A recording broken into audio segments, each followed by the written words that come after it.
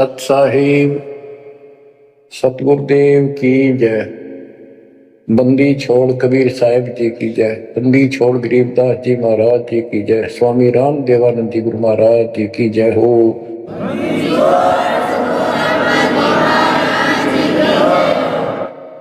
सर्व संतों की जय, सर्व भक्तों की जय, धर्मी पुरुषों की जय।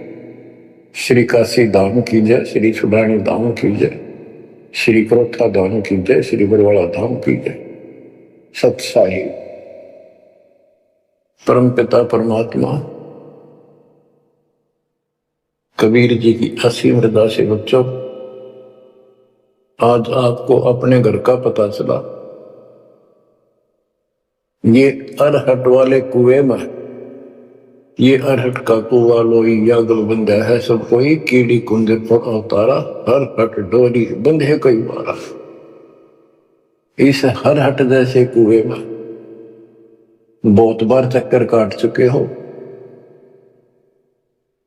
अब इस झंझट से छूटने का समय आ गया।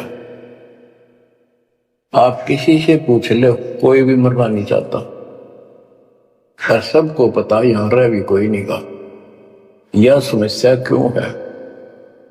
ये इसलिए है कि अब मृत्यु अच्छी चीज नहीं, सबसे घटिया ये है। फिर उम्र दोस्त था, जब तक जवान रहता है रोजी रोटी के चक्कर में उलझा रहा है, बस की बात नहीं। यहाँ की व्यवस्था ऐसी है, छोटे छोटे बच्चे होंगे, उनके पालने के लिए मर मिटता इंसान और करना पड़े।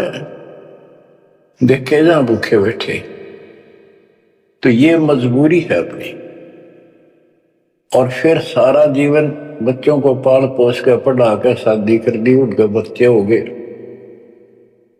बच्चों, अपना कर्म के साथ जीव आप बैठे, बच्चे कितने अच्छे हों, कितनी अच्छी बहू आ जा पुत्रवधू, लेकिन कर्म में दुख है तो कोई न कोई इसी आंट ला देगा काल।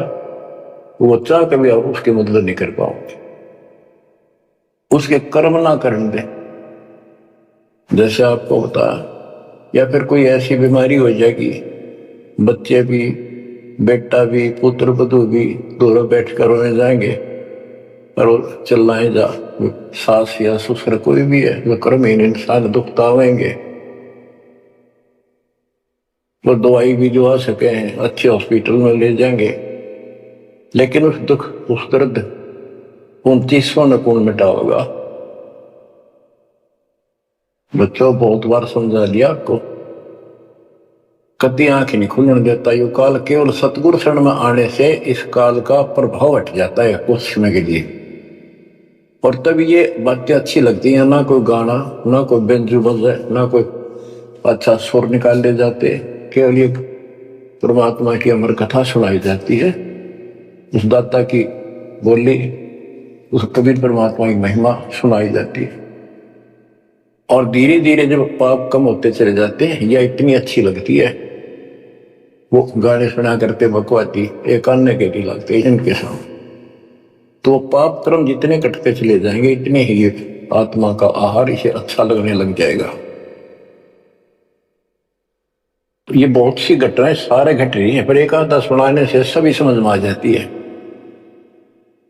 एक व्यक्ति को अदरक मार गया, पैरालिसिस होगा, और उसके 4 एकड़ जमीन थी, उन्हें 16 एकड़ बढ़ा दी। सारी जिंदगी मेहनत करी खूब कंजूसी के साथ। भगवान को जाने कौन था, कोई सुनता ही नहीं भगवान के बारे में था। उसको 4 लड़के हो गए, चारों की शादी कर दी, चारों अलग अलग हो गए। उसको पैरालिसिस हो गया। अब उसको कोई नहीं उठा उन 4 में, और बच्चे उसके पास से निकल जा।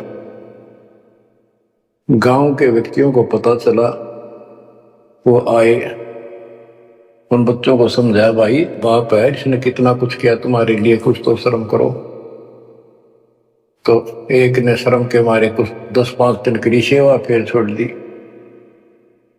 फिर उनके रिश्तेदार बुलाए, पंचायत हुई, रिश्तेदारों ने ये कर दिया भाई इसके 16 किला ने 5 हिस्सा में बांट दो,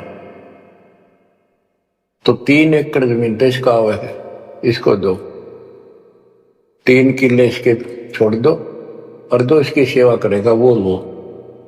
तो छोटे वाले की पत्नी बोली जी हम ले लेंगे, हम संभालेंगे।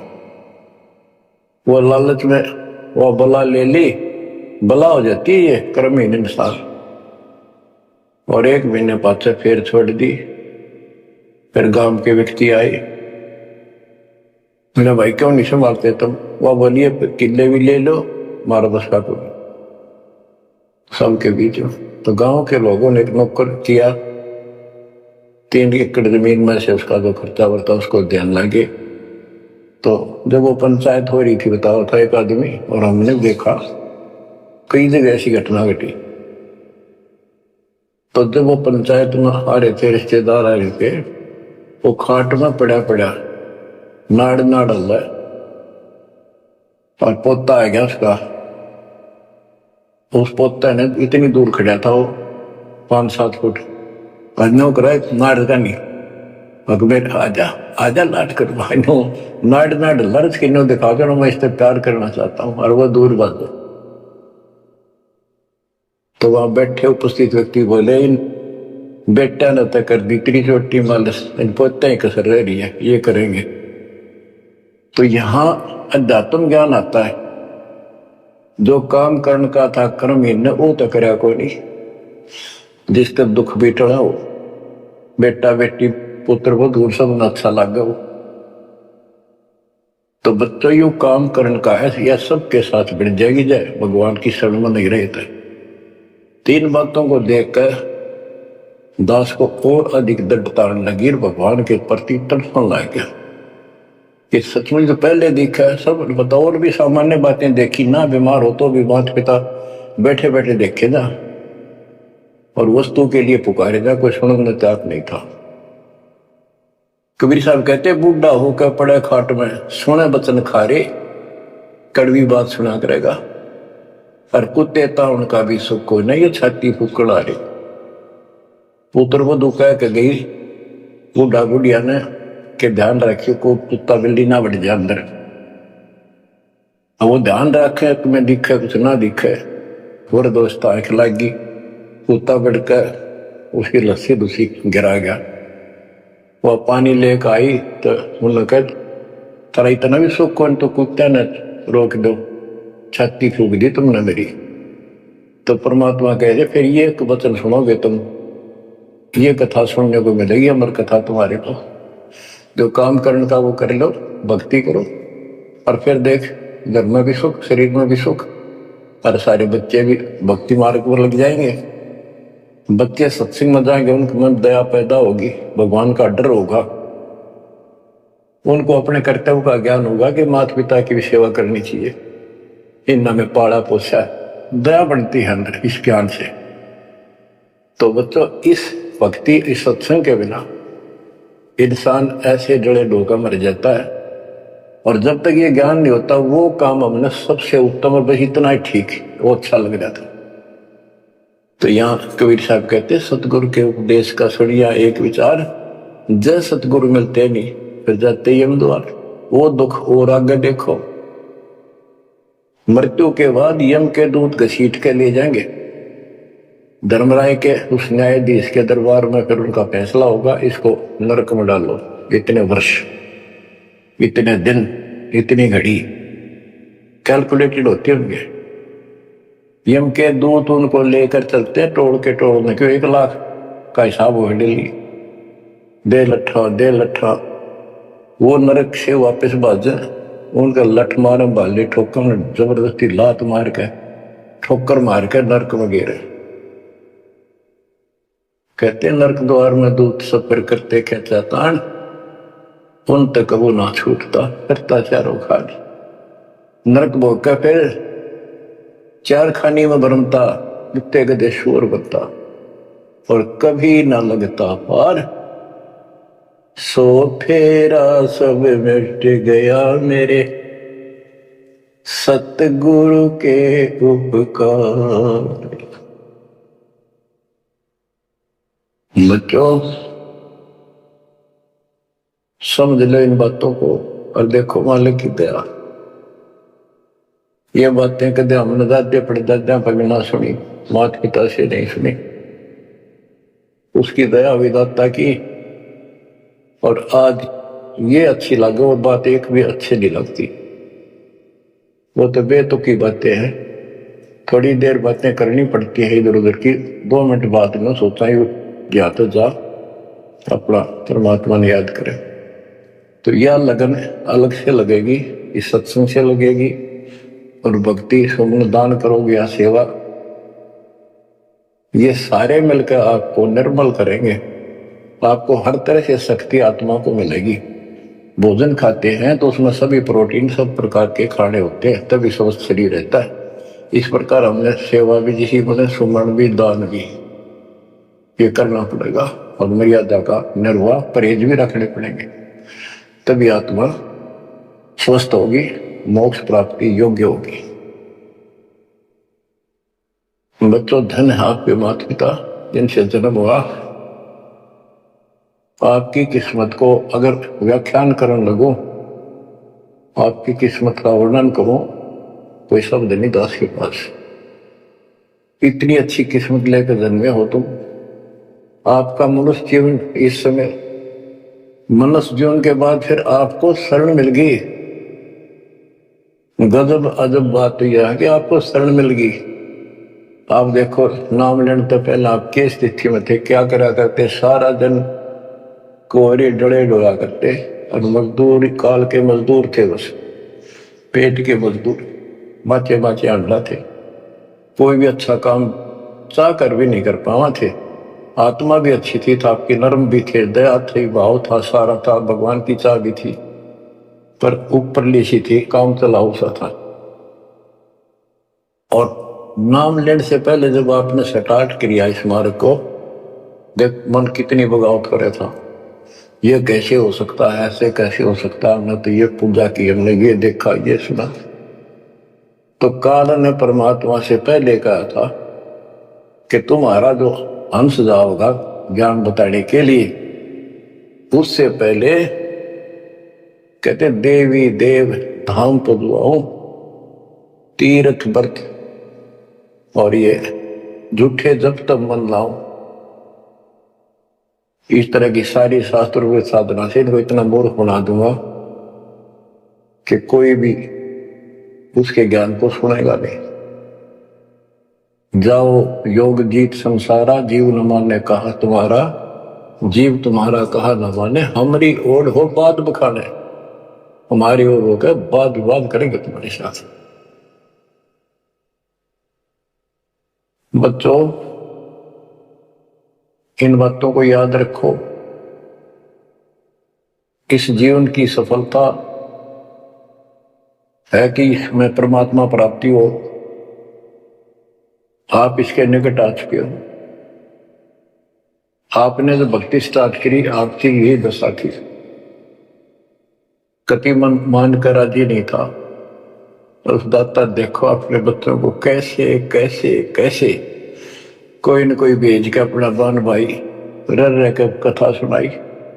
कभी अच्छी लगी, कभी जान लगी, धीरे धीरे पाप कटते गए, सुनते चले गए। कहते सो सब सिदर मैं करूं अपने जन के काज, हरने से पूजो मार दो नरसिंह दर के साथ। इब्राहिम सुल्तान के साथ कितने खाड़े कर दिए, कितना पीछे पड़ गया जाता अपने बच्चे को नरक से निकालने के लिए। यही दशा अपनी थी। उस दाता ने कोई न कोई कारण बना के अपने को राह दिखाया है। हरी बच्चों समझो इस मार्ग को, क्योंकि ये कथा जो सारी सुनाई जाती है, ये आत्मा को सहारा देती है। ये आत्मा बहुत सतर्क हो जाती है, इन पर सब पर विचार करती है, तब इस मन को साइड कर देती है, फिर बस बहुत हो लिया। आप देखो क्या हाल है, कल ना पशु बन जाओगे, और पहले बेरानी कितनी बार बन लिए। तो परमात्मा आपको बहुत लंबे समय से तैयार करते करते करते करते आ रहे, और आप भी लगे रहे। जैसे भी जितना दाव लगा जिस जन्म में आप करके, फिर काल का प्रभाव ज्यादा था, नहीं पार बसाई छूट गया मार्ग। जो गुरुद्रोही हो जाते हैं ना, वो सदा के लिए खत्म हो जाते हैं। वो तो अरबों खरबों वर्षों तक धक्के खाओगे। आप विमुख होते रहे, जैसे राबिया विमुख हुई। स्टार्ट वहां से नहीं था उसका, बहुत पीछे से था, लेकिन भक्ति की चाह बनी रही, दाता फिर मिलते रहे। परमात्मा कबीर साहब कहते हैं, मेला ठेला जाइयो, तीर्थ धाम पर भटकियो, मेले बड़ा मिलाप, पत्थर पानी पूजते कोई साधु संत मिल जाओ। जब तक भगवान नहीं मिला तब तक ये आस्था भी बनी रहनी चाहिए। इसलिए परमात्मा कुछ लोगों को संस्कार तो निगाह होता है, कोई मत्था टेक के जाके, पर कुदरती वो संस्कार आ जाता, उसकी आस्था बनी रहती है वहां पर, तो भगवान में चाह बनी रही। कई नरसिंह बन कई इसने आना पड़ा, निकाल ने तो मस्टरवा दिया था, प्रहलाद भगत की आस्था खत्म हो जाती, दाता रक्षा नहीं करते, सारे समाज में आस्था खत्म हो जाती मनुष्य कि भगवान है ही नहीं करे। अरीसा दिखा दिया भगवान, आज तक याद है भगवान है, इसलिए हमारी चाह बनी रही परमात्मा के प्रति। तो बच्चों, परमात्मा की असीम रजा आपके ऊपर। परमात्मा 600 साल पहले हमें राह दिखाने लगे थे, और उसी समय से आज तक बीच में अपने संत गरीबदास जी को बीच में मिले, इस भक्ति को फिर से जीवित कर गए, इस अध्यात्म ज्ञान को फिर से कभी खम्भ रोप गए, इनके माध्यम ये यथार्थ ज्ञान देख। पर 300 साल से अमर ग्रंथ यहाँ पढ़ा करते थे गरीबदास के 12वें पंथ वाले। मेरे गुरुदेव के अतिरिक्त किसी के पल्ला नहीं पड़ा, उन्होंने दास को दिया ये खजाना, उसके बाद गहनता से इसका अध्ययन किया, आशीर्वाद उनका रहा।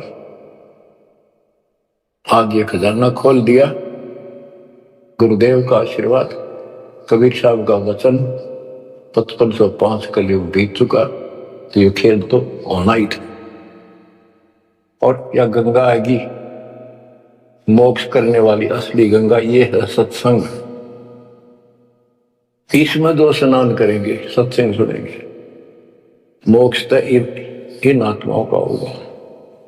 अब्राहिम सुल्तान को कैसे निकाला, उसके कोरडे तक खाए मालिक ने अपने बच्चे के, बता के लागत था, क्या नाता था उससे। अब यहां विचार कर लो, उसका हमारे से क्या नाता है, कितना गहन नाता है। वो हमारा पिता है, वही हमारी माँ है। उस परमात्मा में हमारे प्रति माँ और पिता दोनों का मोह है, कितना जबरदस्त हो सकता है वो देखो। तुम अपनी गलती से फंस गए, पर वो बैठा उस पर भी नहीं जाता खाली कि कुछ तो निकालो काल के जाल से। आप आंख खोलो, इस मार्ग को दृढ़ता से ग्रहण करो, बच्चों वाली बातें छोड़ दोगे, सारा संसार एक तरफ हो जाए, आपने एक तरफ होना पड़ेगा। जैसे मीराबाई को कहा उसकी मां ने, सत्संग में जाना मेरा छोड़ दे, आए मारी लोग कर तकरार, सत्संग में जाना मेरा छोड़ दे, सत्संग में जाना मेरा ना छोटे, सत्संग में जाना मेरा ना छोटे,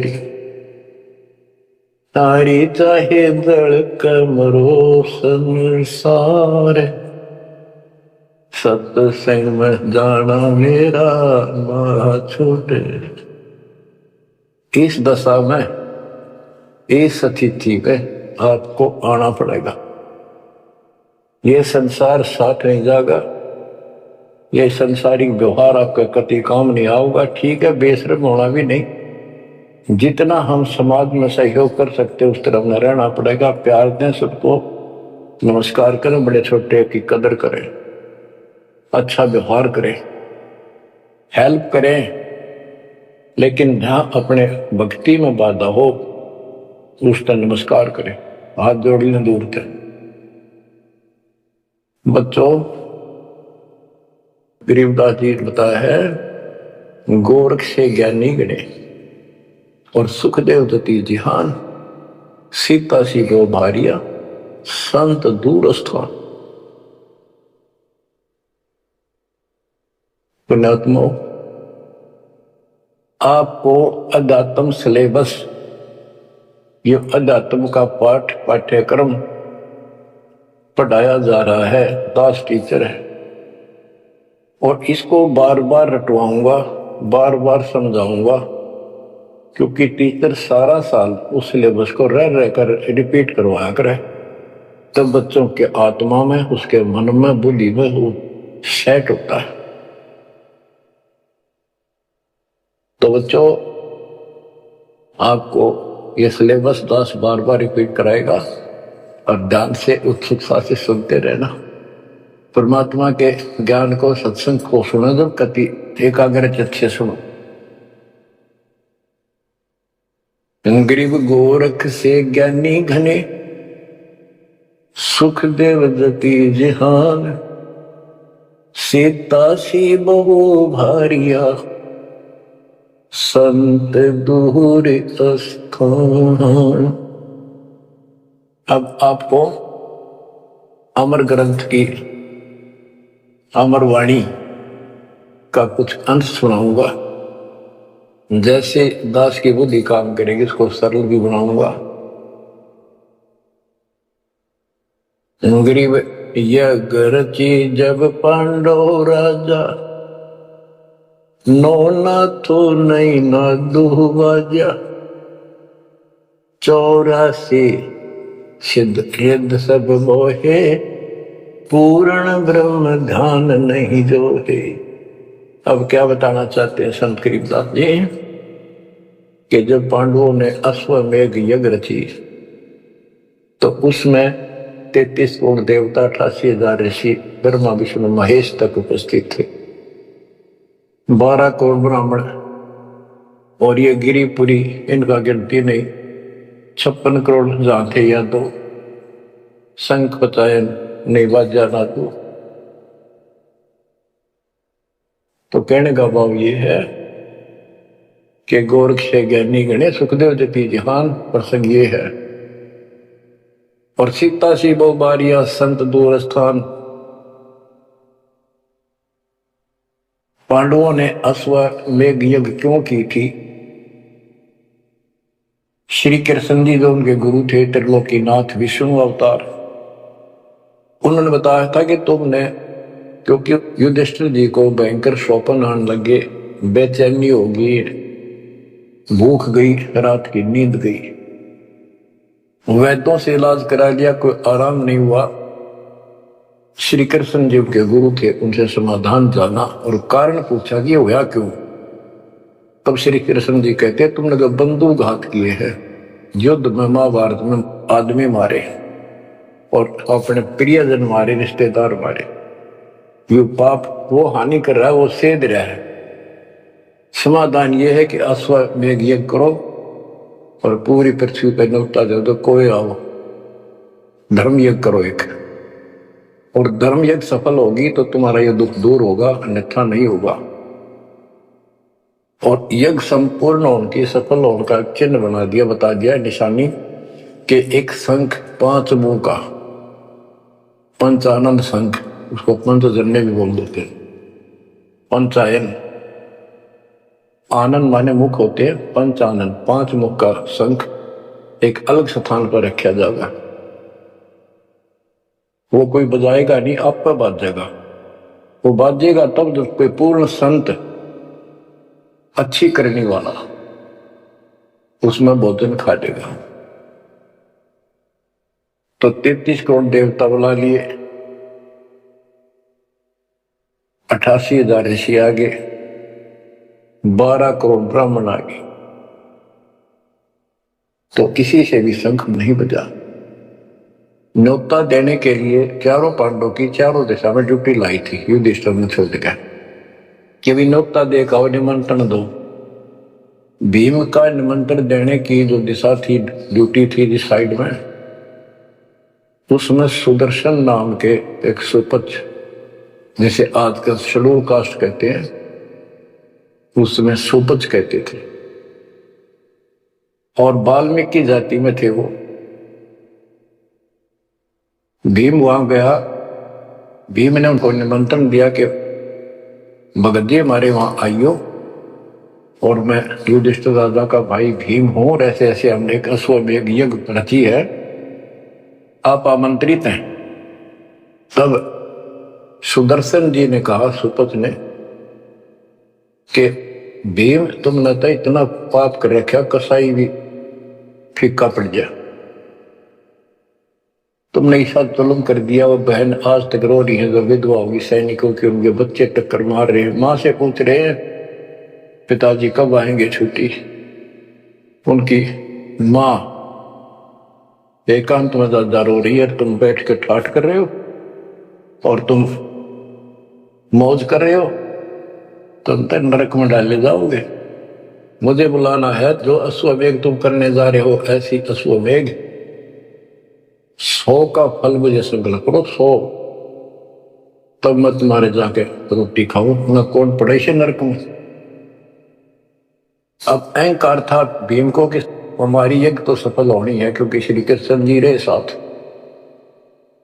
तो उस भगत को कहा कि तेने आना होता जी, फालतू ना बोले कि तेरे बिना वहां काम अड़ा है, हमारे कोई आंट नहीं लगती।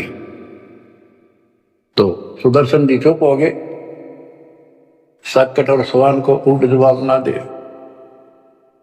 जब उनका कति संपूर्ण नहीं हुआ, वो काम नहीं बना, 33 करोड़िया दो सारे आ लिए, सब ने भोजन खा लिया। शंख नहीं बजा। जब एक दूसरे के मुंह को देखा, वो उपस्थित ऋषि संत देवता ये बतला रहे हैं कि इनके पाप गणे कर लिए इनने। शंख बजेगा कहां से, अपने ऊपर ना लेते। अब जैसे ये माया के अंग का प्रसंग है, वाणी वो चल रही है कि इस देवी ने, इस माया ने काल के दबाव में यहां सबको भ्रमित कर रखा है, सत साधना करने नहीं देती, शास्त्र साधना में डरे डुबावे। कर तो कारजा है, लेकिन यह उसके दबाव में आ गई, या क्या करे, फंस गई, इसके साथ आकर निकम्मे गए। तो बच्चों, तब युधिष्ठिर बोला, महाराज हमारे पाप गिने हैं, भगवान ये तो कभी नहीं बच जाए। तो मन पता है क्या हाल हो रहा है, वो मेरे स्वप्न में भी दिखाई देते हो, बच्चे रोते हुए, उनकी विधवा रोती हुई टक्कर मार रही है। कृष्ण जी बोला, भाई इस शंख न बजाने वाला आया को नहीं। भीम को बुलाया कि बताओ इस साइड में किसकी ड्यूटी थी निमंत्रण देने की, कि भीम की थी। भीम से पूछा कि तुम ऐसे ऐसे सुदर्शन नाम का संत है, उसको न्योता नहीं दिया। वो बोला, जी निमंत्रण दिया था, पर वो तो कुबोल आदमी है, ये बातें बोली है कि तुम पापी हो, अपराधी हो, वो तो गलत बोला। कृष्ण जी बोले, आपने क्या कहा? भीम बोला, मैंने कह दिया तो नाना होता जी, आपने ना तो मत आइए। श्री कृष्ण जी बोले, सारा काम खराब कर दिया, साधु संतों से ऐसे नहीं बोलना चाहिए। वो जो कहते हैं उसमें कोई दम होगा बात में। तुम तो सारा काम बिगाड़ दिया, अब बता क्या करेगा? इतना पैसा लग गया, बात वहीं की वही।